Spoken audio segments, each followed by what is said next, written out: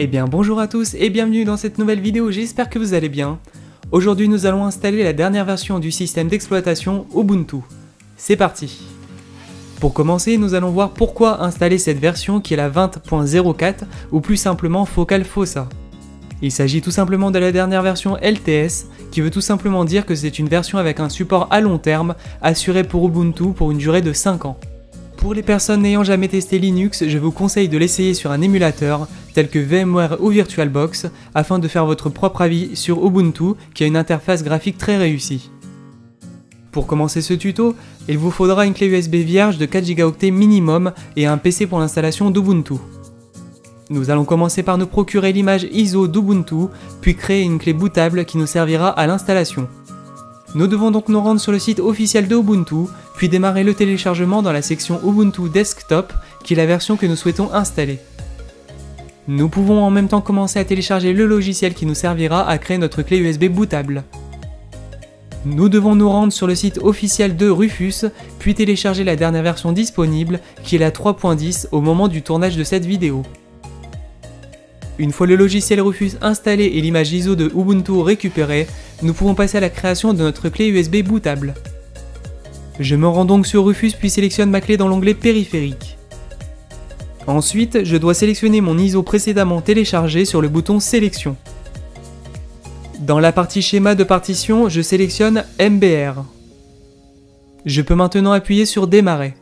Si cette fenêtre apparaît, vous pouvez accepter le téléchargement des quelques fichiers supplémentaires qui nous seront utiles pour la compatibilité de l'installation de notre clé USB bootable. Une seconde fenêtre nous demande cette fois-ci le mode que nous souhaitons utiliser pour l'écriture de l'image de notre clé. Je vous conseille de laisser l'option par défaut de l'écriture en mode image ISO. Cet avertissement nous informe que toutes les données présentes sur notre clé seront effacées lors de l'installation de l'image ISO. Nous pouvons donc l'accepter.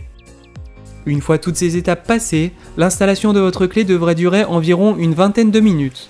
Cela peut varier en fonction des performances de votre PC.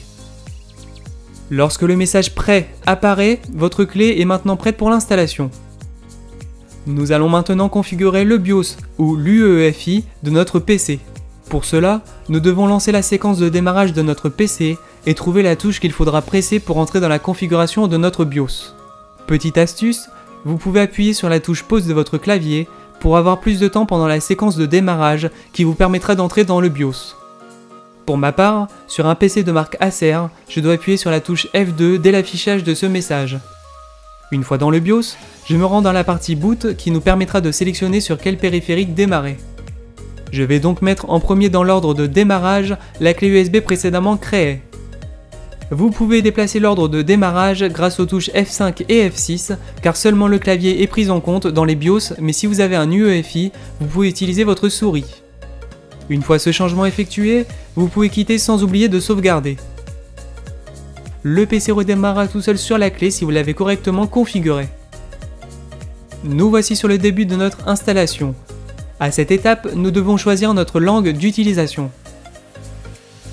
Sur la page suivante, nous pouvons choisir le type d'installation que nous souhaitons. Ce qui va nous intéresser sur cette page sont les autres options.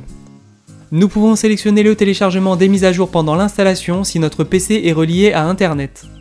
Je vous conseille aussi de cocher la case juste au-dessous pour l'installation de logiciels tiers pour le matériel graphique et Wi-Fi qui nous permettra d'éviter certains problèmes liés à la carte graphique de certains PC, et donc la réinstallation complète de Ubuntu.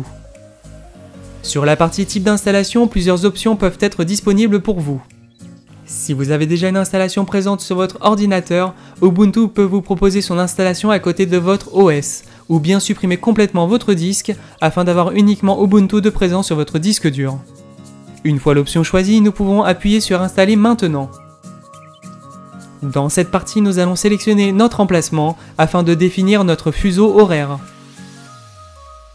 Puis nous devons renseigner notre nom, le nom de l'ordinateur, puis le mot de passe qui nous sera demandé à l'ouverture de la session. Si nous choisissons de laisser l'option « Demander mon mot de passe pour ouvrir une session ». Durant l'installation, nous pouvons découvrir les nouveautés disponibles sur cette version. L'installation devrait durer une nouvelle fois une vingtaine de minutes environ. À la fin de l'installation, nous devons redémarrer notre PC. À la fin de ce redémarrage, nous arrivons enfin sur l'interface de Ubuntu. Si vous installez pour la première fois Ubuntu, je vous conseille de lire l'aide mise à disposition sur la gauche de votre écran. Si vous rencontrez un problème, les forums d'Ubuntu sont remplis d'informations et de bons conseils. Voilà, cette vidéo touche déjà à sa fin, j'espère qu'elle vous aura plu. En attendant la prochaine vidéo, vous pouvez toujours poser vos questions en commentaire et vous abonner à la chaîne pour ne rater aucune vidéo. Vous pouvez aussi mettre un pouce bleu si vous souhaitez soutenir la chaîne. Je vous dis à la prochaine, c'était Chris, ciao.